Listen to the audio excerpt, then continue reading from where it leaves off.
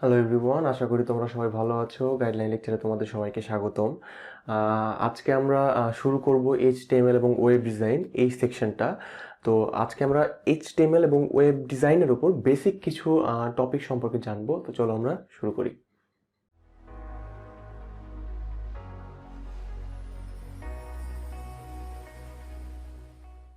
ওকে, তো আমরা ওয়েবসাইট এই কথাটা অনেকবারই শুনে থাকি, ঠিক আছে? অনেক জায়গায় অনেকভাবে আমরা এই নামটা শুনে থাকি। তো ওয়েবসাইট যদি বলতে চাই তাহলে ওয়েবসাইটের সাথে একটা কথা অলরেডি চলে আসে, সেটা হচ্ছে ওয়েব ডিজাইন। ওয়েব ডিজাইন, তাহলে ওয়েব ডিজাইন জিনিসটা আসলে কি সেটা একটু বোঝার চেষ্টা করবো। ওকে, তোমরা জানো আমরা যখন ওয়েবসাইট ব্রাউজ করি তখন কি হয়, আমরা আমাদের কম্পিউটার মনিটরে অথবা মোবাইলের মনিটরে বিভিন্ন রকমের কন্টেন্ট দেখতে পাই। মনে করো আমাদের এটা কম্পিউটারের ব্রাউজার, তাহলে আমরা কোনো একটা ওয়েবসাইটে গিয়ে হয়তো বা দেখবো যে এখানে একটা কোথাও একটা ছবি আছে এই জায়গায়, তারপর হয়তো বা এর পাশে এরকম কিছু লেখা আছে, এখানে হয়তো বা একটা বাটন আছে, আবার এখানে হয়তো বা আরও লেখা আছে, তাই না? আমরা নর্মালি কোনো যখন ওয়েবসাইট ব্রাউজ করি তখন এরকম বিভিন্ন কন্টেন্ট দেখতে পাই। তো এই যে ওয়েবসাইট ব্রাউজ করার পর এরকম কন্টেন্ট দেখতে পাচ্ছি এবং দেখছি যে এইখানে ছবি আছে, এখানে বাটন আছে, এখানে লেখা আছে, এই লেখাগুলো এই ছবির জায়গায় চলে গেল না কেন? এই ছবিটা এই লেখাগুলোর জায়গায় চলে আসলো না কেন? এর কারণ হচ্ছে কি, আমরা যখন ওয়েবসাইটটা তৈরি করছি তখন আমরা বলে দিয়েছি আসলে যে ওয়েবসাইটের এই জায়গায় এই কন্টেন্ট থাকবে, ঠিক আছে? তো এই যে আমরা যখন ওয়েবসাইট বানাচ্ছি তখন বলে দেওয়া কোন জায়গায় কোন কন্টেন্টটা থাকবে, সেটাই হচ্ছে অ্যাকচুয়ালি ওয়েব ডিজাইন। অর্থাৎ একটা ওয়েবসাইট তৈরির সময় তাদের কন্টেন্টের অবস্থান বা কন্টেন্টগুলো কিভাবে সাজানো থাকবে সেটা বলে দেওয়াকে আমরা নর্মালি বলছি কি, ওয়েব ডিজাইন। ওকে, তো ওয়েব ডিজাইনের সাথে আরও একটা কথা চলে আসে, সেটা হচ্ছে HTML, যেটাকে আমরা যদি একটু বড় করে বলতে চাই তাহলে এটাকে বলা হয় হাইপার টেক্সট মার্কআপ ল্যাঙ্গুয়েজ। তাহলে এটা সম্পর্কে তোমাদের একটু বলি। HTML হচ্ছে একটা মার্কআপ ল্যাঙ্গুয়েজ, এটা কোনো প্রোগ্রামিং ল্যাঙ্গুয়েজ না। প্রোগ্রামিং ল্যাঙ্গুয়েজ দিয়ে সাধারণত আমরা কম্পিউটারকে লজিক্যাল কোনো ফ্যাক্ট বোঝানোর চেষ্টা করি, আর মার্কআপ ল্যাঙ্গুয়েজ সাধারণত ডিজাইনের কাজে ব্যবহৃত হয়, ঠিক আছে? তাহলে আমরা একটা কথা মনে রাখবো অবশ্যই, HTML কোনো প্রোগ্রামিং ল্যাঙ্গুয়েজ না, এটা একটা মার্কআপ ল্যাঙ্গুয়েজ যেটা সাধারণত ওয়েবসাইটের ওয়েব পেজ ডিজাইন করার কাজে ব্যবহৃত হয়।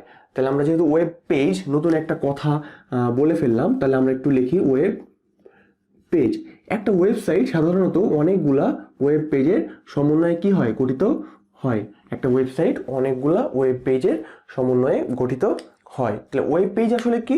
ওয়েব পেজ হচ্ছে আমরা যখন কোনো একটা ইউআরএল লিখে ওকে চাপ দেই তখন যে জিনিসটা দেখতে পাই সেটা হচ্ছে পুরোটাই একটা ওয়েব পেজ। ফর এক্সাম্পল, তুমি যদি ইউটিউবে যাও তাহলে ইউটিউবে দেখবা বিভিন্ন রকমের ওয়েব পেজ আছে। তোমার নিউজ ফিড একটা ওয়েব পেজ হয়তো, বা তোমার সাবস্ক্রিপশন নামে একটা হয়তো বা ওয়েব পেজ আছে, হিস্টোরি নামে একটা হয়তো বা ওয়েব পেজ আছে। এই অনেকগুলো ওয়েব পেজকে একত্রিত করেই কিন্তু ইউটিউব ওয়েবসাইটটা তৈরি হয়েছে, ঠিক আছে? তাহলে ওয়েবসাইট হচ্ছে অ্যাকচুয়ালি অনেকগুলা ওয়েব পেজের একটা কম্বিনেশন। ওকে, তাহলে এবার আমরা যদি একটু ওয়েবসাইটের প্রকারভেদের দিকে যাই তাহলে আমরা জানবো যে ওয়েবসাইট হচ্ছে আমাদের দুই প্রকার। একটা হচ্ছে স্ট্যাটিক ওয়েবসাইট, একটা হচ্ছে ডাইনামিক ওয়েবসাইট, ঠিক আছে? এটা আসলে কি, ওয়েবসাইটের ফাংশনালিটির উপর ডিপেন্ড করে ওয়েবসাইটকে দুই ভাগে ভাগ করা হয়েছে। একটা হচ্ছে স্ট্যাটিক ওয়েবসাইট, একটা হচ্ছে ডাইনামিক ওয়েবসাইট। কীরকম, তুমি মনে করো কোনো একটা পেজে ঢুকলা বা কোনো একটা ওয়েবসাইটে ব্রাউজ করছো, ব্রাউজ করতে গিয়ে হয়তো বা একটা বাটন লেখা আছে যেখানে ক্লিক করার ফলে তুমি ওয়েবসাইটের অ্যাবাউট সেকশনে চলে গেলা, ঠিক আছে? অর্থাৎ ওয়েবসাইট সম্পর্কে এখানে অনেক কিছু লেখা আছে। এটাও একটা ওয়েব পেজ যেখানে অনেক কিছু লেখা আছে, ঠিক আছে? তাহলে এইখানে আসলে তোমার করার মতো কিছু নেই, তুমি শুধুমাত্র এখান থেকে লেখাগুলা পড়তে পারবা, ঠিক আছে? কিন্তু এমন যদি হয়, ধরো তুমি তোমার এসএসসির রেজাল্ট জানতে চাচ্ছ, তাহলে তুমি একটা ওয়েব পেজে গেলা, যেখানে গিয়ে দেখলা এখানে একটা ফর্ম আছে, যে ফর্মের মধ্যে এখানে তোমার রোল নাম্বার, এখানে তোমার বোর্ড, এখানে তোমার ইয়ার লিখতে হবে। লেখার পর এখানে একটা হয়তো বাটন আছে যেখানে প্রেস করলে তুমি তার রেসপেক্টে তোমার রেজাল্টটা নিচে দেখতে পাবা। হয়তো বা তোমার রোলের পরিবর্তে তোমার ফ্রেন্ডের রোল দিয়ে দিলে সে তার রেজাল্ট দেখতে পাবে যেটা ভিন্ন তোমার থেকে, তাই না? তাহলে এখানে দেখো আমরা দুই রকমের ওয়েব পেজ দেখছি।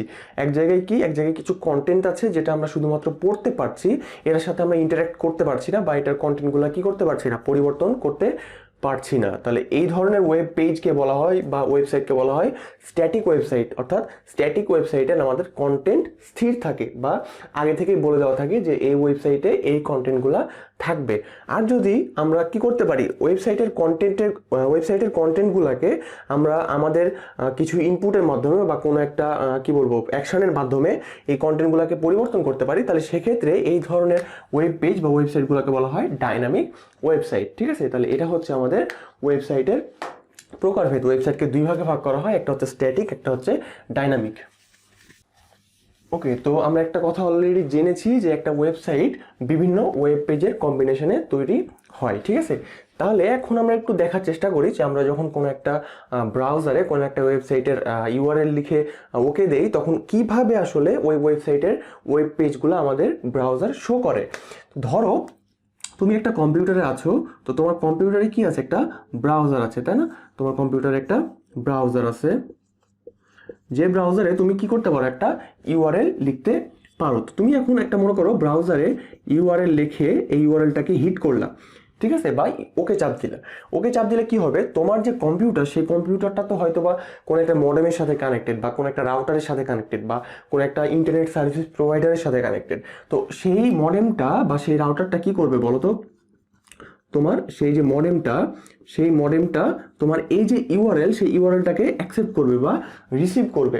রিসিভ করার পর এই ইউআরএল এর রেসপেক্টে সে খুঁজে বের করার চেষ্টা করবে যে এই ইউআরএল দ্বারা তুমি যে কন্টেন্টটা, বা অ্যাকচুয়ালি এই ইউআরএল দ্বারা তো তুমি একটা ওয়েব পেজকে আসলে রিকোয়েস্ট করছো। ফর এক্সাম্পল, আমরা যদি www.facebook.com লিখে ওকে দেই, তাহলে কি হয়, ওয়েবসাইটের বা ফেসবুকের যে নিউজ ফিড পেজটা, সেই পেজটা আমাদের ব্রাউজারে চলে আসে। তার মানে আসলে আমরা কি করছি, www.facebook.com দ্বারা এই নিউজ ফিড, এই পেজটাকে আমরা রিকোয়েস্ট করছি দেখার জন্য। তাহলে কি হবে, এই ইউআরএল এর রেসপেক্টে এই মডেমটা সেই পেজটাকে খুঁজে বের করার চেষ্টা করবে। তো এই ওয়েবসাইটের যে ওয়েব পেজগুলো, সেগুলো সাধারণত আমাদের বাইরে কোনো এক জায়গায় স্টোর করা থাকে। ওয়েব পেজগুলো বাইরের কোনো এক জায়গায় স্টোর করা থাকে, সেই জায়গাটাকে বলা হয় সার্ভার। যেখানে আমাদের ওয়েব পেজগুলো স্টোর করা থাকে সেটাকে বলা হয় সার্ভার। তো এই মডেমটা কি করে, সাম প্রোটোকলের মাধ্যমে, কিছু প্রোটোকলস ফলো করে তোমার এই জায়গা পর্যন্ত রিচ করে তোমার ইউআরএল এর রেসপেক্টে একটা ওয়েব পেজ খুঁজে বের করে, এবং এই ওয়েব পেজটাকে তোমার ধীরে ধীরে কি করে, তোমার ব্রাউজার পর্যন্ত পৌঁছায় দেয়। এবার তোমার ব্রাউজারের মধ্যে ফাংশনালিটি আছে। কিরকম ফাংশনালিটি, তুমি একটা কথা চিন্তা করো, আমরা যখন কোনো একটা ওয়েবসাইট ডিজাইন করি বা ওয়েব পেজ ডিজাইন করি, সেক্ষেত্রে আমরা কি ইউজ করি, HTML। এই HTML মার্কআপ ল্যাঙ্গুয়েজটা ব্যবহার করি। তো এটা তো অ্যাকচুয়ালি একটা মার্কআপ ল্যাঙ্গুয়েজ, এটা তো কোনো ডিজাইন না, তাই না? এই মার্কআপ ল্যাঙ্গুয়েজ দ্বারা আমরা সাধারণত বলে দিই যে ডিজাইনটা কীরকম হবে। তো তুমি যখন ইউআরএল দিয়ে কোনো একটা পেজকে রিকোয়েস্ট করো, তখন প্রকৃতপক্ষে তোমার এই যে HTML এর কোডগুলো তোমার ব্রাউজারে চলে আসে, এবং ব্রাউজারের একটা ফাংশনালিটি আছে যার দ্বারা সে ওই কোডটাকে তোমার কি করে, একটা ভিজুয়াল রিপ্রেজেন্টেশনে তৈরি করে, বা ওই কোডটাকে অ্যাকচুয়ালি তোমার একটা ওয়েব পেজে পরিণত করে, এবং তুমি আলটিমেটলি ব্রাউজারে তোমার ওয়েব পেজটা দেখতে পাও। ঠিক আছে, তো কোনো একটা ওয়েবসাইট যখন আমরা ব্রাউজ করি, তখন এত ঘটনা ঘটে পেছন দিকে। কি হয়, ব্রাউজারে তুমি একটা ইউআরএল লেখো, ইউআরএলটা তোমার মডেমের থ্রুতে সার্ভারে গিয়ে একটা ওয়েব পেজকে কিছু একটা প্রোটোকলের থ্রুতে আবার তোমার ব্রাউজার পর্যন্ত নিয়ে আসে, যেখানে ব্রাউজার ওই HTML ডকুমেন্টটাকে তোমার একটা ভিজুয়াল রিপ্রেজেন্টেশনে পরিণত করে। ঠিক আছে, তাহলে এইভাবে আমরা কোনো একটা ওয়েব পেজকে সাধারণত ব্রাউজ করে থাকি। ওকে, তাহলে এখন এই ওয়েব পেজগুলোকে আবার দুইটা ভাগে ভাগ করা হয়, একটা হচ্ছে লোকাল ওয়েব পেজ, একটা হচ্ছে আমাদের রিমোট ওয়েব পেজ। কেন লোকাল এবং রিমোট? ধরো আমি এখন একটা ওয়েবসাইট বানাচ্ছি, নিজেই বানাচ্ছি, তাহলে আমরা ওয়েবসাইট বানানোর জন্য কি ব্যবহার করি, HTML, এই মার্কআপ ল্যাঙ্গুয়েজটা ব্যবহার করি।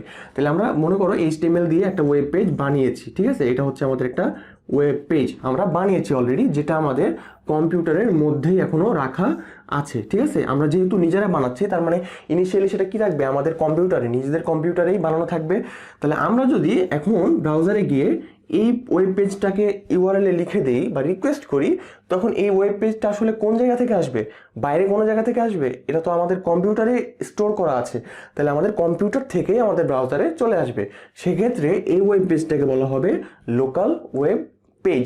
কিন্তু এমন যদি হয় যে আমি একটা ওয়েব পেজ রিকোয়েস্ট করছি, ফর এক্সাম্পল www.youtube.com, এটা একটা ওয়েব পেজ যেটাকে আমরা রিকোয়েস্ট করছি, তো এটা যে ওয়েব পেজ সেটা আমাদের কিন্তু কম্পিউটারে স্টোর করা নাই, সেটা কোথায় স্টোর করা আছে? সার্ভারে। তাহলে আমাদের একটা প্রসেসের মাধ্যমে সার্ভার থেকে ওই ওয়েব পেজটাকে আমাদের কম্পিউটারে নিয়ে আসতে হবে। সেক্ষেত্রে এই যে youtube.com যে ওয়েব পেজটা, সেই ওয়েব পেজটাকে আমরা কি করতেছি? বলতেছি রিমোট ওয়েব পেজ। তাহলে এটা হচ্ছে তোমার লোকাল এবং রিমোট ওয়েব পেজের মধ্যে পার্থক্য। যদি কোনো ওয়েব পেজ তোমার কম্পিউটারে স্টোর করা থাকে সেক্ষেত্রে সেটাকে বলবো লোকাল ওয়েব পেজ, আর যদি না থাকে, বাইরে থেকে কোথাও থেকে নিয়ে আসতে হয়, সেক্ষেত্রে সেটাকে বলা হবে তোমার রিমোট ওয়েব পেজ। ঠিক আছে, তো আজকের এই ভিডিওতে এইটুকুই। নেক্সট ভিডিওতে আরও কিছু টপিক নিয়ে কথা বলবো। ততক্ষণ পর্যন্ত ভালো থাকবা সবাই, ধন্যবাদ সবাইকে।